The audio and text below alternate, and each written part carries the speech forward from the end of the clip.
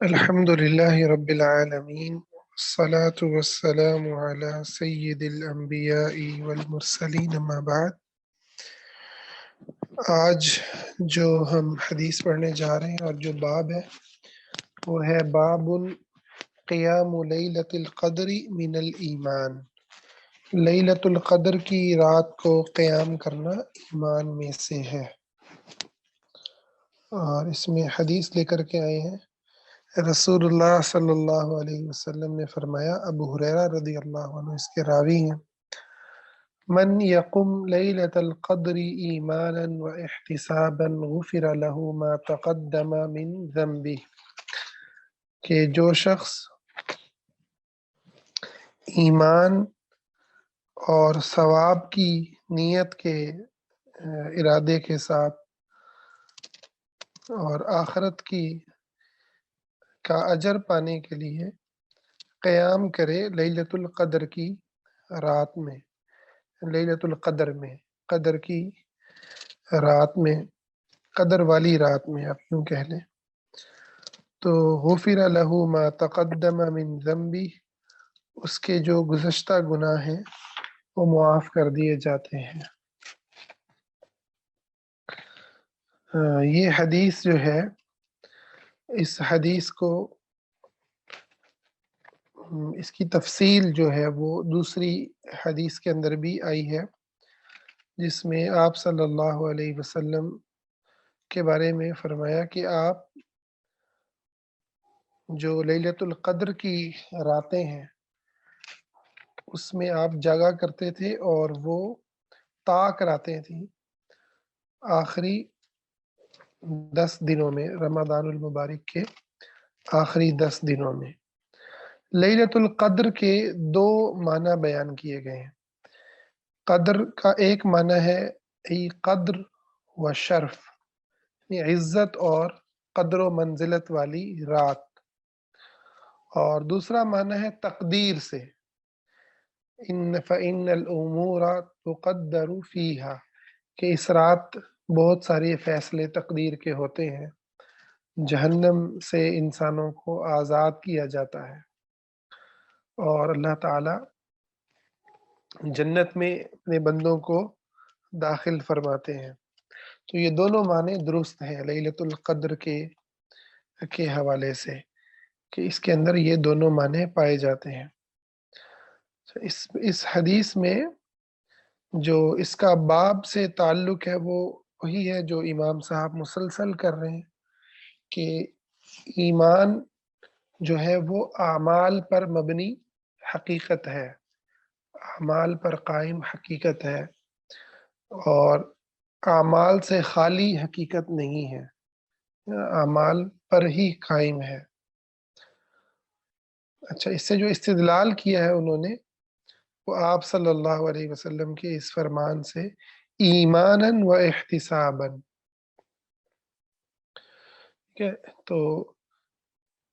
یہاں پر ایمان کو ایک عمل کے ساتھ جو ہے وہ جوڑا گیا ہے، اور اس کی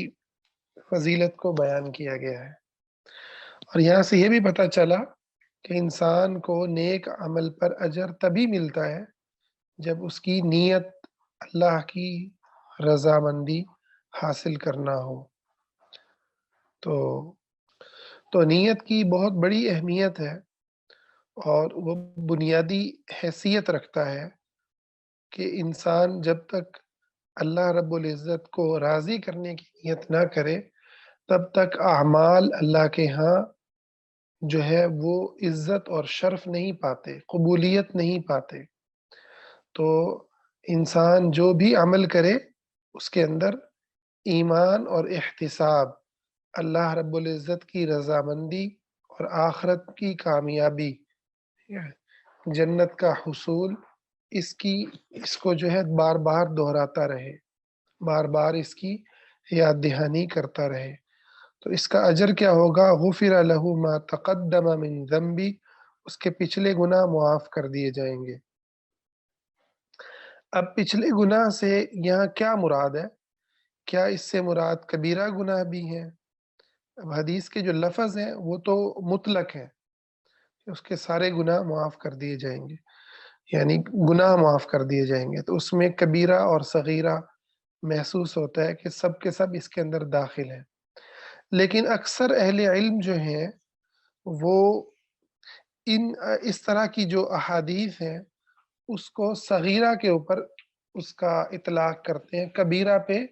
نہیں کرتے۔ اس کی وجہ یہ ہے کہ آپ صلی اللہ علیہ وسلم کی ایک اور حدیث ہے صحیح مسلم کے اندر، آپ نے فرمایا الصلوات الخمس والجمعۃ الی الجمعہ، کہ جمعہ سے جمعہ اور 5 نمازیں، ورمضان الی رمضان، اور رمضان سے اگلا رمضان، مکفرات ما بینہن، تو یہ اس سے درمیان میں سارے کے سارے گناہ مٹ جاتے ہیں، اذا اجتنب الکبائر، کب؟ کہ جب وہ کبیرہ گناہوں سے اجتناب کرے، کبیرہ گناہوں سے اجتناب کرے، اور اگر ہو جائیں تو توبہ کرے، ٹھیک ہے، تو ہو جائے تو توبہ کرے۔ لیکن اس حدیث سے میں چونکہ مطلق بھی آ گیا ہے، غفر لہ ما تقدم من ذنبی، اس لیے اللہ سے یہ امید بھی رکھی جا سکتی ہے اور رکھی جانی چاہیے کہ اللہ تعالیٰ سارے ہی گناہ معاف کر دے گا، سارے ہی گناہ معاف کر دے گا، چاہے کبیرہ ہوں یا صغیرہ ہوں۔ اللہ تعالیٰ بہت ہی رحمتوں والا اور مغفرت فرمانے والا ہے، اور یہ اللہ تعالیٰ کے بارے میں ہمارا گمان ہونا چاہیے۔ اور ساتھ ساتھ جو دوسری حدیث ہے اس کو بھی مد نظر رکھنا چاہیے کہ گناہ معاف ہو جائیں گے جب ہم کبیرہ گناہوں سے بچیں، تو کبیرہ گناہ ہو جائیں تو ان پر اللہ سے توبہ کرے، ان پر اللہ تعالیٰ سے توبہ کرے۔ تو یہی وہ راستہ ہے جس کے ذریعے انسان کی یعنی ایمان، خوف اور امید کے درمیان میں درمیانی کیفیت کا نام ہے۔ تو نہ انسان بالکل بے خوف ہو جائے کہ جی میں نے تو رمضان کی تاک راتوں کو قیام کیا ہے، آخری 10 راتیں جاگی ہیں، تو اب تو میرے پچھلے سارے گناہ معاف ہو گئے، تو بس اب میں آگے گناہ پہ گناہ کرتا چلا جاؤں۔ نہ بے خوف ہو اور نہ مایوس ہو بالکل ہی کہ یہ سمجھے کہ بس میں تو ہلاک ہونے والا ہوں۔ تو اس حدیث کے اندر بہت بڑی فضیلت ہے کہ اللہ تعالیٰ محض لیلۃ القدر کی رات کی تلاش میں جو شخص جاگتا ہے، اللہ کو راضی کرنے کی نیت سے اللہ اس کے گناہوں کو معاف کر دیتا ہے۔ اب یہاں پر جو قیام ہے لیلۃ القدر کی، کیا اس سے مراد پوری رات کو کھڑا ہونا ہے، پوری رات کھڑا رہے؟ تو یہ بات جو ہے اس کے اندر کم قیام کرنے والا اور زیادہ قیام کرنے والے سارے ہی آ جاتے ہیں۔ پھر کوئی 2 رکعات بھی پڑھ لے اس رات میں، ٹھیک ہے، تو وہ بھی انشاءاللہ قیام کرنے والوں میں داخل ہو جائے گا، ٹھیک ہے۔ اس لیے رمضان میں کوشش کرنا چاہیے کہ انسان نوافل لازمی ادا کرے تاکہ وہ لیلۃ القدر کی رات میں قیام کرنے والوں میں اس کا شمار ہو جائے۔ اور اگر کوئی پوری رات ہی قیام کرے گا، مسلسل عبادت کرے گا، تو یقیناً اس کا اجر اور اس کا درجہ اس کی نسبت کہیں بڑھ کر ہے کہ جو 2 رکعت ادا کرتا ہے۔ اچھا، اگلا باب ہے باب الجہاد من باب الجہاد من الایمان، اس بات کا بیان کہ جہاد جو ہے وہ ایمان میں سے ہے، اللہ کے راستے میں لڑنا یہ ایمان میں سے ہے۔ اس کے راوی ابو ہریرہ رضی اللہ تعالی عنہ ہیں، کہتے ہیں عن النبی صلی اللہ علیہ وسلم انتدب اللہ لمن خرج فی سبیلہ لا یخرجہ الا ایمان بی وتصدیق برسلی، اللہ تعالیٰ نے ضمانت دے رکھی ہے اس شخص کے لیے کہ جو اللہ کے راستے میں نکلتا ہے، اور اسے اللہ کے راستے میں نکالنے والی چیز صرف میری ذات پر ایمان اور میرے رسول کی تصدیق ہوتی ہے۔ یعنی کیا مطلب؟ اللہ کی ذات پر ایمان یعنی اللہ کی محبت میں، اللہ رب العزت کے دشمنوں کی دشمنی میں، اللہ کے دین کو قائم کرنے میں، اور اس کے رسولوں کی تصدیق کرتے ہوئے، مطلب اس یقین کے ساتھ کہ رسولوں نے شہادت کا جو درجہ بیان کیا وہ حق ہے، جنت کے جو منظر کشی کی وہ سچ ہے، اور اللہ کے راستے میں لڑنے کی جو فضیلت بیان کی اس پر اس کا ایمان ہوتا ہے، اور وہ ان باتوں پر ایمان رکھتے ہوئے اللہ کے راستے میں نکل کھڑا ہوتا ہے۔ تو کیا اس کی کس بات کی ضمانت ہے؟ ان ارجعہ بما نال من اجر او غنیمت او ادخلہ الجنہ، کہ اس کو میں اجر اور یا غنیمت، ٹھیک ہے، اس سے میں اس کو نوازوں، اس کو واپس اس حال میں آئے کہ اجر اور غنیمت یا غنیمت کو لے کر کے آئے، یا پھر میں اس کو جنت میں داخل کر دوں، یعنی وہ اللہ کے راستے میں شہید ہو جائے۔ پھر فرمایا وَلَوْلَا أَنْ أَشُقَّ عَلَىٰ أُمَّتِي، اگر میری امت پر مجھے مشقت کا ڈر نہ ہوتا، کہ امت پر یہ ایک جو ہے بھاری عمل ہوگا، مشقت والا عمل ہوگا، ما قعدت خلف سریۃ، تو میں کسی بھی جو جنگی لشکر ہے اس سے پیچھے نہ بیٹھتا۔ لوددت انی اقتل فی سبیل اللہ، میری تو خواہش ہے کہ میں قتل کر دیا جاؤں اللہ کے راستے میں، ثم احیا، پھر مجھے زندہ کیا جائے، ثم اقتل، پھر مجھے قتل کیا جائے، ثم احیا، پھر مجھے زندہ کیا جائے، ثم اقتل، اور پھر مجھے قتل کیا جائے۔ تو بڑی ہی عظیم حدیث ہے، جس کو جتنا زیادہ ہم کھولیں اتنے ہی اس کے اندر جو ہے وہ ایمان کے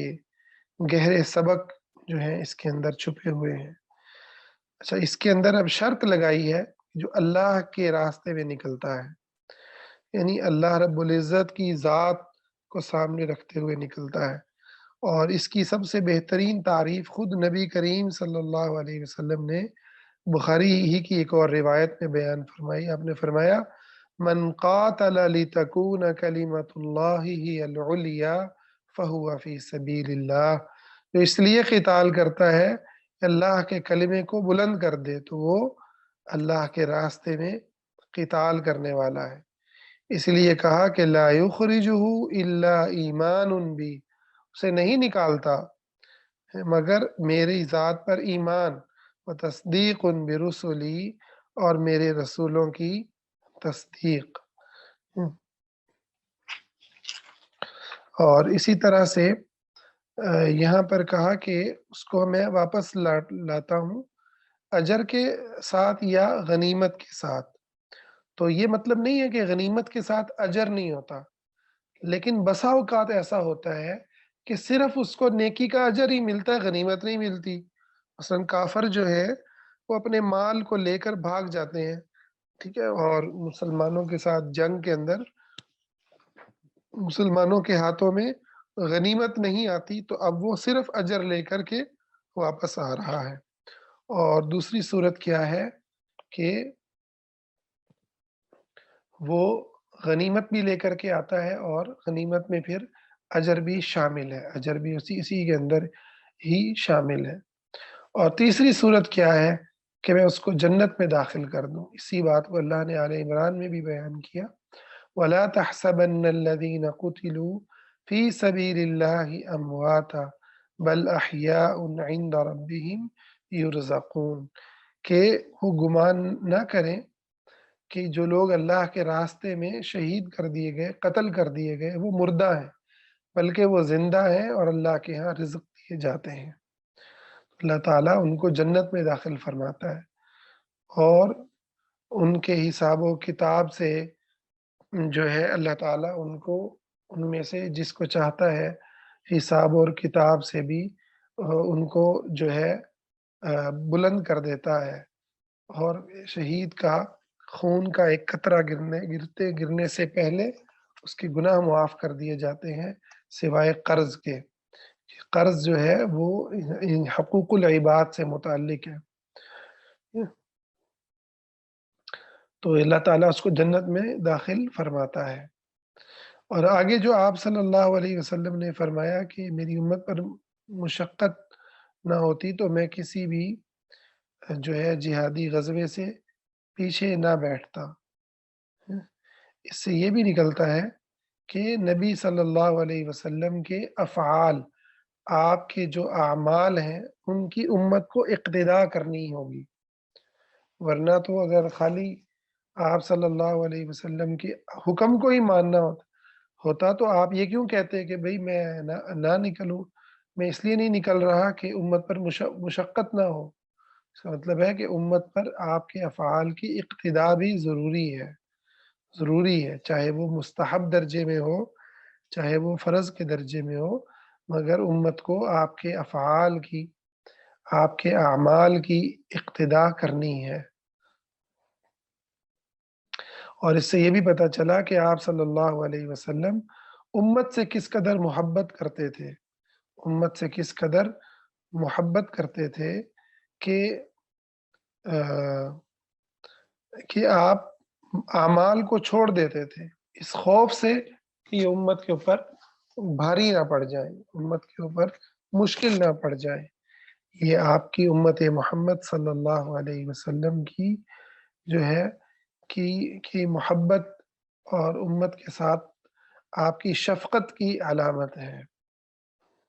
اسی طرح اور بھی بہت ساری احادیث ملیں گی، جیسا کہ آپ صلی اللہ علیہ وسلم نے فرمایا لولا ان اشق علی امتی، اگر میری امت پر یہ بھاری نہ ہوتا، لامرتہم بالسواک مع کل صلاۃ، میں انہیں ہر نماز کے ساتھ مسواک کرنے کا حکم دیتا۔ اسی طرح ایک دفعہ آپ نے عشاء کی نماز کو اتنا لیٹ کیا کہ رات جو ہے وہ بہت جو ہے دیر ہو گئی، پھر آپ نکلے اور آپ نے فرمایا انہو لوقتہا، کہ یہ ہے عشاء کی نماز کا وقت، لولا ان اشق علی امتی، میری امت پر مشقت نہ ہوتی۔ تو یعنی اس وقت کی جو فضیلت ہے لیٹ کرنے میں عشاء کی نماز کو، اس کو آپ نے بیان کیا، مگر ساتھ ہی یہ کہا کہ اگر یہ میری امت پر مشقت نہ ہوتی تو پھر میں اس وقت کو متعین کرتا، اتنا دیر سے تم نماز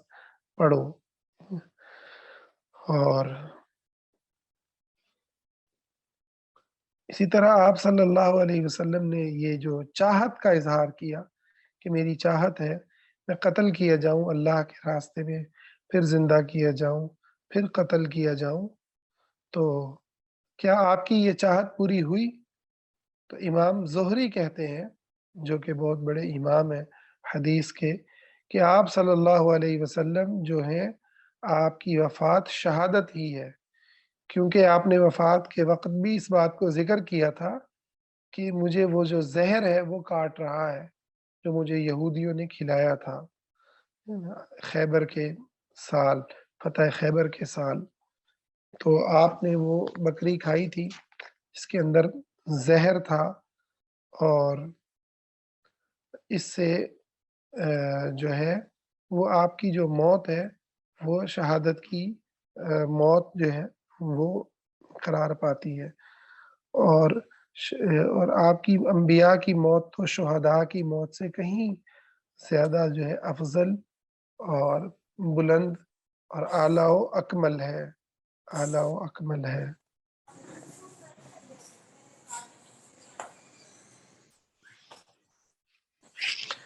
آپ صلی اللہ علیہ وسلم کا یہ جو نیت کرنا ہے، چاہت کرنا ہے کہ میں اللہ کے راستے میں قتل کیا جاؤں، پھر زندہ کیا جاؤں، پھر قتل کیا جاؤں، پھر زندہ کیا جاؤں، یہ اللہ تعالیٰ کی محبت، اللہ سے تعلق کی انتہا ہے،